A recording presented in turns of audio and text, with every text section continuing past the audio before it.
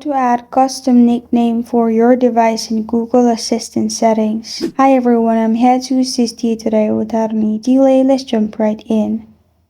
First, open Google Assistant on your device. To do that, open Settings, scroll down and click on Google.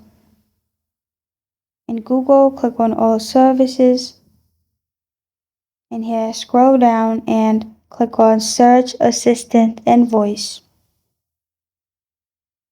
Then click on Google Assistant.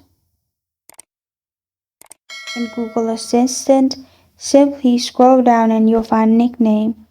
Click on Nickname. From here, you can simply change your name. Press on OK. After you do that, you're good to go. This is how to add custom nickname for your device in Google Assistant settings.